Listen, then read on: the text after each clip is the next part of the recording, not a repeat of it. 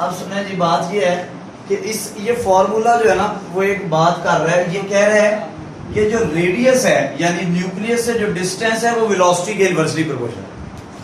ये रेडियस जो है वो वेलोसिटी के, इसका क्या मतलब है कि अगर रेडियस ज्यादा होगा या दूसरे लफ्जों में न्यूक्लियस से डिस्टेंस किसी एटम का किसी इलेक्ट्रॉन का ज्यादा होगा तो वो उसकी वेलोसिटी कम होगी। वेलोसिटी क्या होगी? यानी इलेक्ट्रॉन जैसे जैसे न्यूक्लियस से दूर जाते जाते हैं उनकी वेलोसिटी कम होती चली जाती है। यानी जो करीब वाले ऑर्बिट में होंगे, न्यूक्लियस के करीब वाले ऑर्बिट में होंगे, उनकी वेलोसिटी ज्यादा होगी, वो ज्यादा तेजी से घूम रहे होंगे। जैसे जैसे वो बड़े शेल्स में जाते जाएंगे, ऊपर वाले शेल्स में जाएंगे, उनकी वेलोसिटी कम हो जाएगी। ये तो हमने नतीजा निकाल लिया। अब इसमें ये बाकी फैक्टर्स नोन थे, ये वेलोसिटी का मसला आ रहा था। हम दोबारा चलते हैं अंकल बोहर के पास। अंकल बोहर ने एंगुलर मोमेंटम का फॉर्मूला दिया था। क्या था एंगुलर मोमेंटम का formula? mvr is equal to nh over 2 pi। mvr is equal to nh over 2 pi। यहां से v किसके इक्वल आ गया? nh over 2 pi m r। ठीक है जी। ये इसमें n भी हमें पता होगा, नंबर ऑफ शेल है। h प्लैंक्स कांस्टेंट हमें पता है, पाई की वैल्यू हमें पता है, मास ऑफ इलेक्ट्रॉन हमें पता है, r को हम यहाँ पे एडजस्ट कर लेंगे।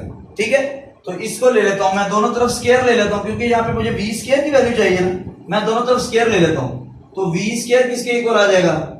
n square h square over 2 का स्क्वायर क्या होगा? 4 pi square m square r square. ये वाली v स्क्वायर की वैल्यू मैं यहां पुट कर देता हूं, तो r is equal to z e square over 4 pi epsilon naught m into v square की जगह पे ये वैल्यू पुट कर देता हूं, n square h square over 4 pi square m square r square. सही है जी। ये पाई इसके स्क्वायर से, 4 इससे, m भी इसके स्क्वायर से कैंसिल हो गया। ऐसी है जी। अब ये क्या आ गया? r is equal to z e square, ये पाई m r स्क्वायर ऊपर चला गया, पाई m r स्क्वायर, ये एक एक बच गया था, ये ऊपर चला गया, ओवर नीचे क्या रह गया? Epsilon naught n square h square, epsilon naught n square. अब इधर r है, इधर r का मैंने r फाइंड करना ना, मैं ये बाकी सारी चीजें इधर ले जाता हूँ, ये r को उधर ले जाता हूँ ताकि वो उससे कैंसिल हो जाए। तो ये epsilon naught n square h square इधर चला गया, h square over pi m z e स्क्वायर is equal to r square over r। ये r इसके स्क्वायर से, तो r किसके इक्वल आ गया? Epsilon naught n square h square over pi m z e square. ये हमारे पास आ गया रेडियस ऑफ इलेक्ट्रॉन। ये जो रेडियस ऑफ इलेक्ट्रॉन है ये क्या है कि एटम इलेक्ट्रॉन जो है वो न्यूक्लियस से कितने फासले पे घूम रहा है। ये किसमें? h की वैल्यू हमें पता है, एप्सिलॉन नॉट की वैल्यू पता है, पाई पता है, m पता है, z एटॉमिक नंबर जो है वो हम फाइंड कर सकते हैं, वो हमें पता होता है, पीरियोडिक टेबल से पता लग जाता है, चार्ज ऑफ इलेक्ट्रॉन हमें पता है। अब इसमें से जो कांस्टेंट्स है ना वो मैं एक साइड पे कर लेता हूं, जो वेरिएबल है वो एक साइड पे कर लेता हूं। दो चीजें चेंज होगी, एक तो n चेंज होगा, n से मुराद है number of shell, number of electron पहले शेल में भी हो सकता है, दूसरे में भी हो सकता है, तीसरे में भी हो सकता है। किसी एटम के अंदर एक शेल हो सकता है, किसी एटम के अंदर 2 शेल्स हो सकते हैं। तो एक तो n चेंज होगा, एक एटॉमिक नंबर चेंज होगा। हमें तो नहीं पता एलिमेंट कौन सा है, नाइट्रोजन हो सकता है, हाइड्रोजन हो सकता है, कार्बन हो सकता है, हर एक का एटॉमिक नंबर डिफरेंट होगा। ये 2 चीजें चेंज हो रही है, बाकी सब कांस्टेंट है। मैं इसको ले जाता हूं, ये nth शेल के लिए था, तो r इज इक्वल टू क्या आ जाएगा? Epsilon not h square over pi m e square into n square over z, n square over z। सही है जी। इन सारी चीजों की वैल्यूज हमें पता है। ये जब हम सारी की सारी वैल्यूज हमें जब हम पुट करते हैं तो ये आ जाता है। अच्छा इसकी वैल्यू पुट करें 8.85 exponential of minus 12। Epsilon not की वैल्यू कितनी होती है? 8.85 exponential of minus 12 into h Planck's constant की वैल्यू कितनी होती है? 6.626 एक्सपोनेंशियल ऑफ माइनस 34 4 होल का स्क्वायर है ओवर पाई। पाई की वैल्यू कितनी है जी बेटा? पूछे हर एलिमेंट का डिफरेंट होगा ना। अब ये हमने जनरल फॉर्मूला निकाला है, जनरल फॉर्मूला ये किसी भी एलिमेंट पे अप्लाई कर सकते हैं हम, कार्बन पे, नाइट्रोजन पे, हाइड्रोजन पे। अब हमें क्या पता हम यहाँ पे किस एटम की बात कर रहे हैं। जब मैं हाइड्रोजन पे जाऊंगा मैं जी की वैल्यू क्या पुट करूंगा? 1 ठीक है। जी एटॉमिक नंबर हाइड्रोजन का क्या होता है? 1। कार्बन पे जाऊंगा 6 ठीक है। किसी और पे जाऊंगा, हीलियम पे जाऊंगा 2 ठीक है। तो एटॉमिक ये जनरल फॉर्मूला है ठीक है। अब हर एलिमेंट पे अलग अप्लाई करूंगा, नहीं समझे बात है जी बेटा? आपको क्लियर हुआ? अच्छा ओवर पाई की वैल्यू कितनी होती है? 14 into m mass of electron कितना होता है? 9.1 exponential of -31 into charge of electron कितना है? 1.6 एक्सपोनेंशियल ऑफ -19 और इसका भी क्या आ जाएगा? स्क्वायर आ जाएगा into n square over z, n square over z। ये बाकी सारी चीजें जब ये इनको सॉल्व करते हैं तो ये आ जाता है, मुझे इसको मैं ऊपर ले जाऊं। जब ये इस सारे को हमने सॉल्व किया ना जी तो ये हमारे पास वैल्यू आ गई r किसके इक्वल आ गया? 0.529 एक्सपोनेंशियल ऑफ -10 मीटर। ये क्या आ गया? Metre into n square over z, n square over. अच्छा ये नीचे लिख लेते हैं r is equal to 0.529 exponential of -10 metre.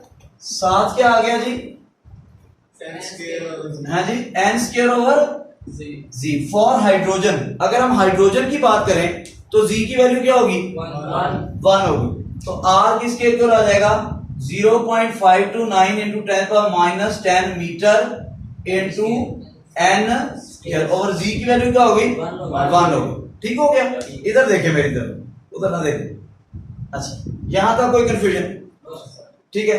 अब इलेक्ट्रॉन, अच्छा एक बात ध्यान में रखें, इलेक्ट्रॉन हाइड्रोजन के अंदर कितने होते हैं? हाइड्रोजन के अंदर कितने इलेक्ट्रॉन होते हैं? एक होते हैं। तो वो कहां पे होगा? कौन से ऑर्बिट? फर्स्ट ऑर्बिट में होगा ना। किसमें होगा? लेकिन हम हाइड्रोजन के ऊपर वाले ऑर्बिट्स भी फाइंड करेंगे, ऊपर वाले ऑर्बिट्स भी उनका भी रेडियस फाइंड करेंगे। क्यों जी? उसमें तो ऑर्बिट ही एक होता है। पूछो तो जाने ऑर्बिट होता क्या है? ये वो स्पेस है, वो स्पेस है जिसमें इलेक्ट्रॉन रिवॉल्व कर सकता है। लाजमी नहीं कर रहा हो, कर सकता है। देखें ये मेरा घर है ना, ये कितने मंजिला है? 2 मंजिला है। लेकिन इससे ऊपर स्पेस तो है ना तीसरी मंजिल की भी, वहां बन सकती है। अभी बनी नहीं हुई लेकिन बन, मैं नक्शा तो उसका भी बना सकता हूं, नहीं समझ आई? मैं चौथी मंजिल का भी नक्शा बना सकता। जब नक्शा बनता है, घर का नक्शा बनता है तो पहली मंजिल का भी होता है, दूसरी मंजिल पे अभी कमरे होते नहीं है, लेकिन उन्होंने बताया होता है कि इतना, ये इतना बनाना है, ये वाला कमरा इतना बनाना है, इसकी इतनी हाइट होगी, इतना सब कुछ होगा। नहीं समझ आई? तो ऑर्बिट भी क्या है? स्पेस है। न्यूक्लियस के इर्द गिर्द वो स्पेस है जहां पे इलेक्ट्रॉन रिवॉल्व कर सकता है।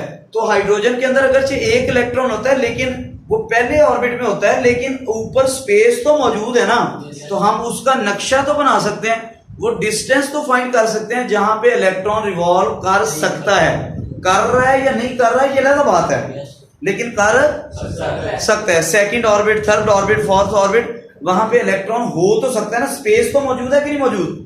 नहीं समझे हैं? समझ आ रही ना? मैं ये तो देखे मेरे पास घर की मंजिलें 2, लेकिन अगर मैं, अब कितनी हाइट है अभी? 25-30 फुट, ठीक है जी, 25 फुट। अब तीसरी मंजिल अगर जाएगी तो कितनी हो जाएगी? 36 फुट। अब है या नहीं है, लेकिन तीसरी मंजिल बनेगी तो इतने फुट पे बनेगी। ऐसी है कि नहीं? यानी अगर मैं बनाऊंगा, अगर मैं रहूंगा तो 36 फुट ऊंचा होऊंगा।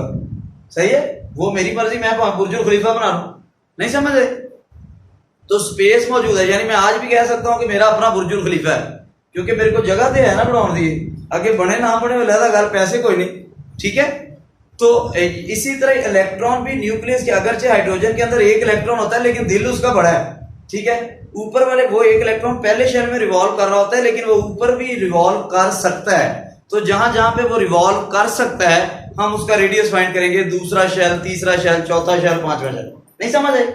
आप चलते हैं पहले शेल की अगर हम बात करें जी, लेकिन न्यूक्लियस सदियों से इतना दूर जाता है, एक वक्त आएगा वो बाहर निकल जाएगा, वो न्यूक्लियस से आजाद हो जाएगा, बिल्कुल वो इन्फिनिटी पे चला जाएगा। वो तो एटम रहेगा नहीं, मुझे भी तो आयन का हैं जी?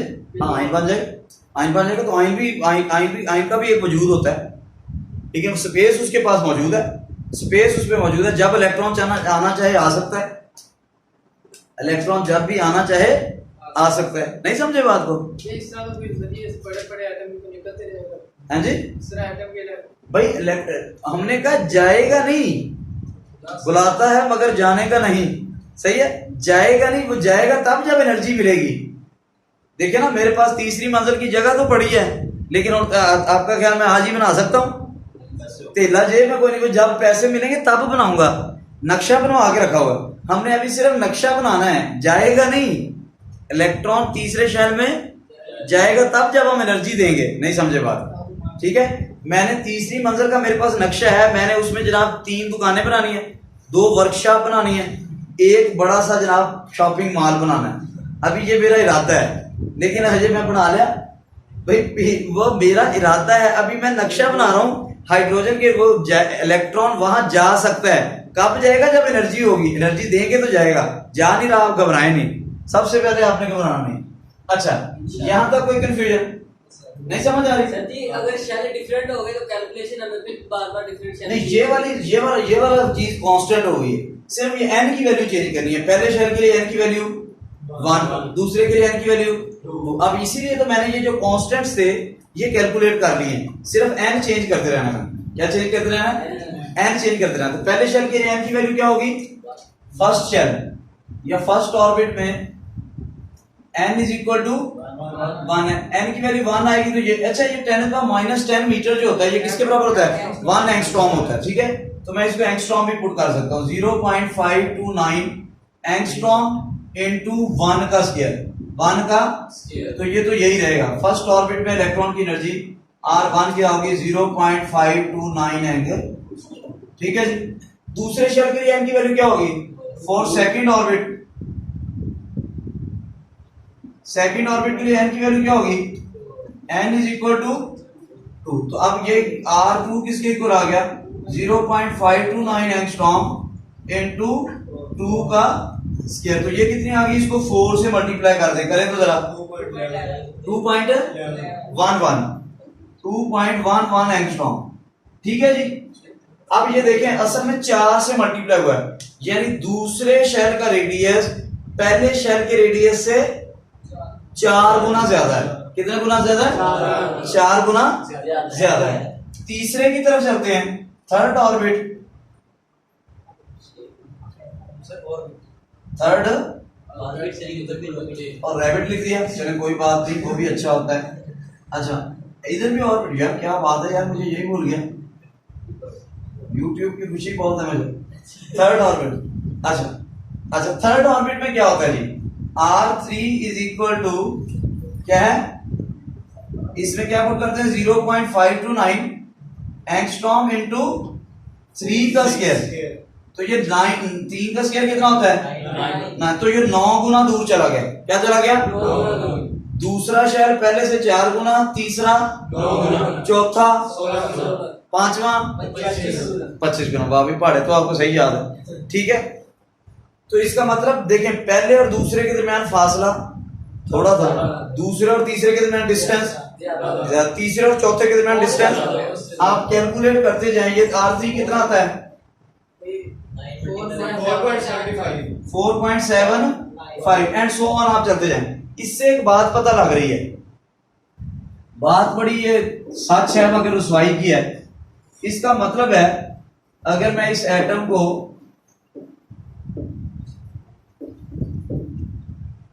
अच्छा ये देखें जी, इसका मतलब पहला शेल जो था वो ये था, दूसरा शेल इससे 4 गुना जो फासले पे था, तीसरे का रेडियस इससे 9 गुना ज्यादा था, चौथे का रेडियस इससे 16 गुना नहीं, समझ आई?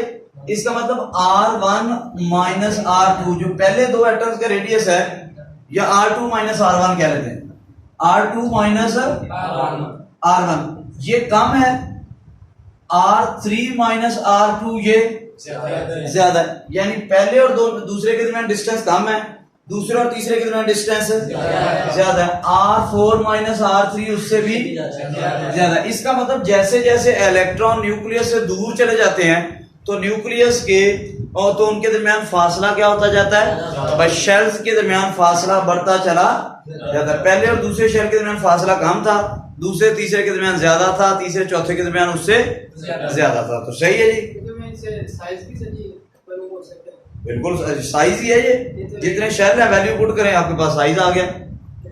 आता है जी, रेडियस को मल्टीप्लाई बस उसको 2 से मल्टीप्लाई करें, डायमीटर आ गया। फिर आपके पास रेडियस हाथ लग जाए तो ऐसे जैसे बांदर के हाथ बंदूक लग गई, सही है। रेडियस अगर आपको पता लग जाए तो आप हर वैल्यू उसका एरिया, वॉल्यूम सब कुछ फाइंड कर सकते हैं। और अगर स्फेरिकल शेप कंसीडर करें 4/3 पाई आर क्यूब, एरिया फाइंड करना है 4 पाई आर स्क्वायर। अगर आपने जनाब अल्लाह आपका भला करे क्या फाइंड करना है, हैं? हाँ जी, डायमीटर फाइंड करना है तो 2 से मल्टीप्लाई करना है। तो ये समझ लें, आपकी मौज है, समझ लें। By applying these ideas, Bohr derived the expression for the radius of the nth orbit in hydrogen atom. तो इन बातों को ज़हन में रखते हुए बोहर ने एक पहेली बजी। For a general atom, consider an electron of charge E. फर्ज करें हमारे पास एक इलेक्ट्रॉन है जिसका चार्ज E है, revolving around the nucleus having charge Ze positive. और न्यूक्लियस के ऊपर चार्ज हमने क्या निकाला था, Ze पॉजिटिव। Z क्या था,